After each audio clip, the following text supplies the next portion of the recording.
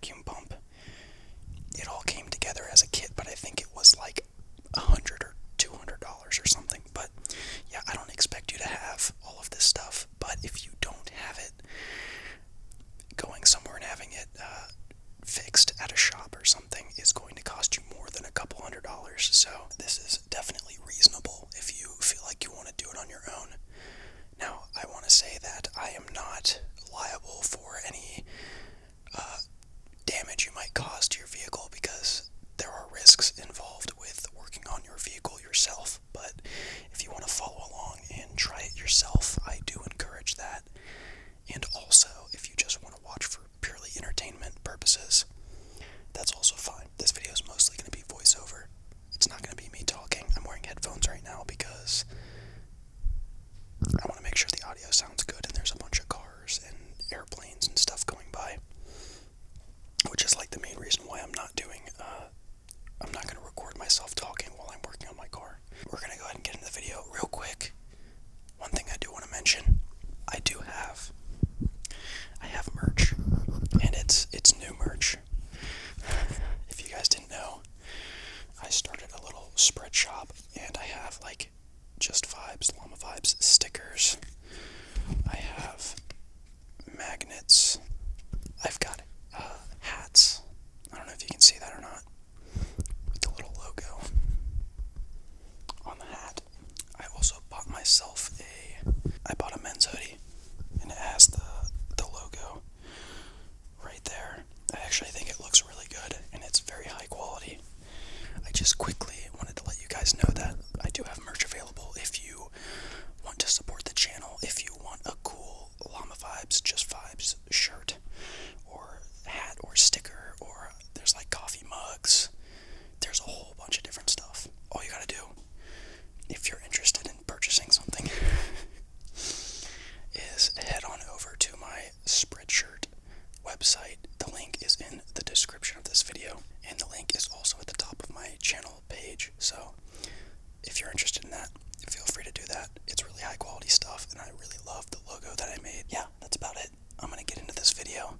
I really hope you enjoy. If you do, please be sure to give it a like, comment, and subscribe. I hope you enjoy. Step 1 of this process is going to be locating your high and low pressure caps for your AC system and removing each one of them. The high pressure side has an H on it, and the low pressure side has an L. Just remove them and set them to the side, because you won't need them until the end of the video. I bought this Schrader valve kit on Amazon. It comes with new Schrader valves, and it also comes with a tool to loosen/tighten the valves. As you can see, there's a little spring that depresses on the valve, and it opens and closes it. Over time, this can wear out, and that's what causes a leak. I already removed one of the valves temporarily and measured the size, and that is how I knew what size to get. As you can see, the tool goes into the top of the valve here, and it sort of locks into place, and you can turn it left and right. I also used some of this AC UV dye about a week ago. I put a little bit of refrigerant into the system along with this dye, and that helps you find leaks. You basically just take a black light or a UV light, and you can shine it around your AC system. As you can see here, it lights up on the low pressure cap. That's actually where my leak was, so that's why I'm replacing the Schrader valves. I'm grabbing a 10mm socket along with a ratchet, and I am loosening the bolts for each of the hard lines that connect to the AC dryer. Whenever you open up your AC system, you should always replace the dryer, just because there's a chance that moisture can get into the system, potentially destroying your compressor or some other component. I'm using my electric ratchet to loosen the bracket that's holding the AC dryer in place, and I'm also removing the 2 bolts for the hard lines. I'm then going to remove the hard lines from the dryer, and as you can see, the dryer is loose. This is the new dryer here. It is sealed on the top, and it also came with 2 new O-rings as well. I'm going to use this AC lubricant to lubricate the O-rings, and I'm also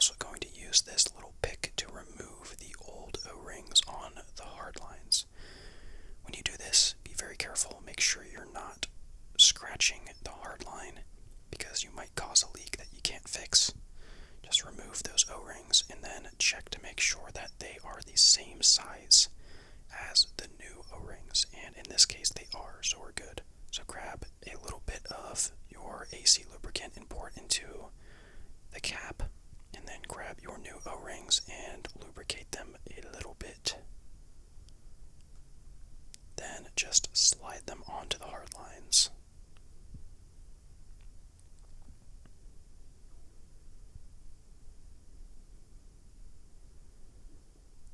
Now that we got those on, I'm using a paper towel to wipe around the bottom surface of the hard lines, and I'm just removing a little bit of dust and debris and dirt and grime, just so that I know it's going to seal properly and there's not going to be another leak. I'm then adding a little bit more lubricant to each O-ring so that they will slide into place on the new dryer easily. I'm checking to make sure that the new dryer looks the same as the old one and that it will line up the same way and in the same orientation as the old one. And before I install that, I'm going to grab my new Schrader valves, and I'm removing the old ones first. You just use the tool and turn counterclockwise, and then I use a pair of needle nose pliers to remove the valve. Then you can get rid of it because you don't need a leaky valve anymore. Grab your new valve and apply some of that AC lubricant onto the O-rings, and then go ahead and drop it into the same place that you removed the old one and tighten it down with your tool. Make sure you just tighten it snug with the tips of your fingers. You don't want to over tighten these because they could actually leak if you tighten them too hard. So I did that for the high and the low pressure side. See, that's the old one from the low pressure side, and I'm lubricating the new valve with some of that AC lubricant, and then I'm tightening it down. Now we are done replacing Schrader valves and we no longer need the kit anymore. I'm going to remove the old dryer. I loosen the bracket so this one just slides out of place. And make sure you compare your new parts to your old parts. You want to make sure that they are identical and that they will line up properly. So at this point you can remove your new dryer sticker that's on the top, the seal that prevents moisture and air from getting in. And I'm also wiping off the surface just a little bit with a rag, just in case there's any residue from the sticker.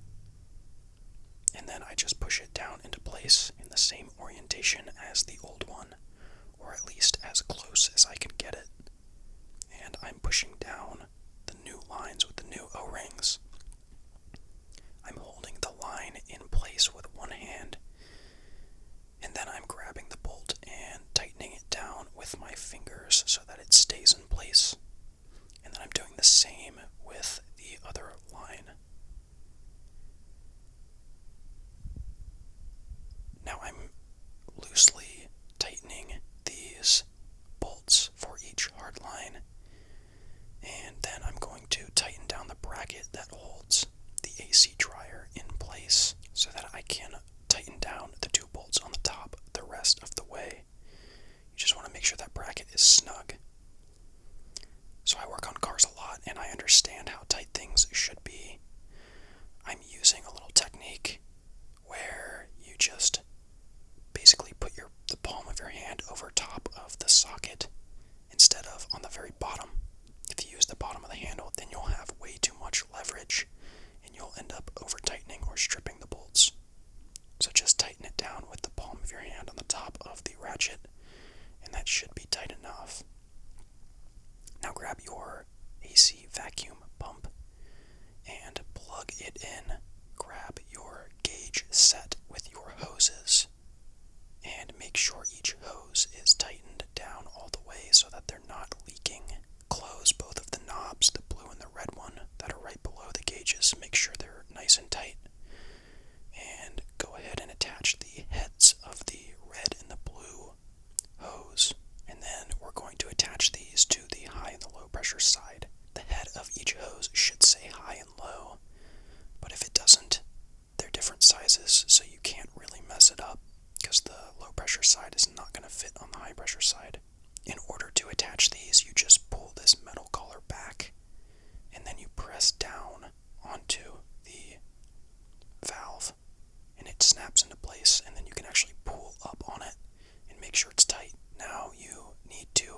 attach the yellow hose to your vacuum pump. Make sure that's tight as well, and see that little black tube-looking thing next to my thumb? There's sometimes a cap on there, so remove that cap as well so that your vacuum pump works properly, and set your vacuum pump on the ground. Open up the valve on the red and the blue hose all the way.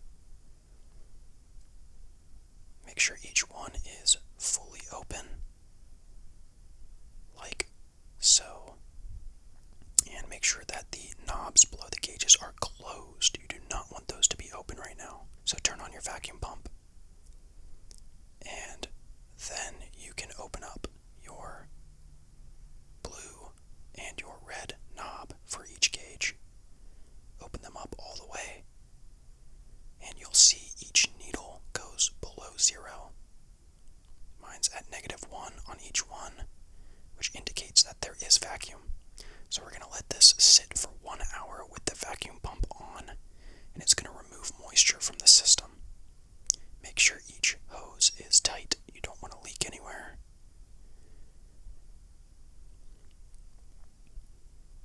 And now that it's been an hour, we're going to close the knob for the blue and the red side. Make sure those are nice and tight, and then shut off your vacuum pump. Now take a look at your gauges, and with the red and blue knobs closed and the pump off, you should see that it's still holding vacuum. We're just going to be safe and wait another hour. And when you come back in an hour, there should still be vacuum in the system. And it looks like there is still vacuum, so I do not have a leak, which is a good thing. Grab yourself a scale that can weigh in grams and zero it out. And I'm going to weigh each of my R134A refrigerant cans because we want to take the initial weight and then the final weight once you use up all the refrigerant to calculate how much refrigerant went into your AC system. So I'm weighing each can. I'm not sure why one can is lighter than the other two, but it doesn't really matter because 3 cans at that weight should be enough. I have this valve here that I bought separately from my kit, and you can attach refrigerant cans, resealable refrigerant cans to it. And as you can see, I marked each can with the initial weight, and I just marked them 1, 2, 3 just because. And I also have a garden hose because we're going to be spraying the front of the AC condenser at the front of your vehicle with the hose. And that's going to cool down the system and allow more refrigerant to enter. So with your vehicle off, you do not want your vehicle running right now. Attach the first can. And the reason we're doing this is because with no refrigerant in the AC system, the AC compressor will not kick on. So attach your can, open up the valve above the can, and then I'm removing this little brass cap that's above the yellow hose. And with a small screwdriver, I'm just pressing in to that valve, and I'm releasing any air that was in the yellow line. We're purging the line so that there's only refrigerant in the line. We do not want any air going into your AC system. So once you've done that, replace that brass cap and then slowly crack open the blue knob. You don't want to open it quickly, and also make sure that the red knob is completely closed. Do not open the red knob ever for this entire filling process. Only the blue knob. Crack it open very slowly, and then you can open it up the rest of the way. As you're doing that, just move the refrigerant can up and down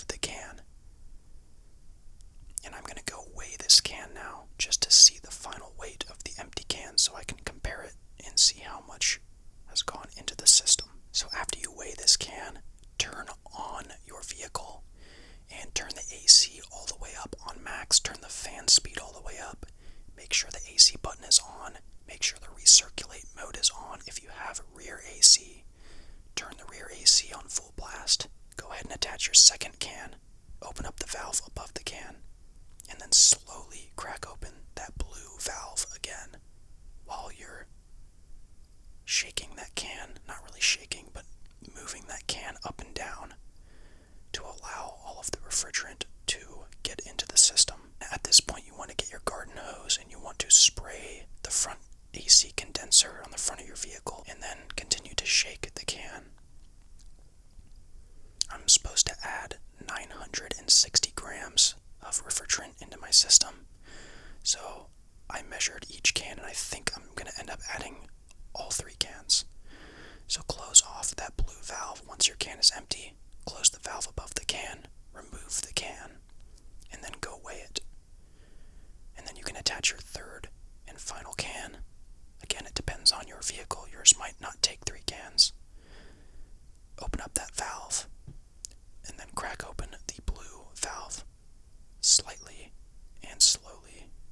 Spray the front of your AC condenser again with your garden hose, and then continue to shake your can until it's empty, or until you've added as much as you need to add. I used up my third can, so I shut my blue valve. I shut the valve above the can, and I removed the can, and then I went and I weighed it.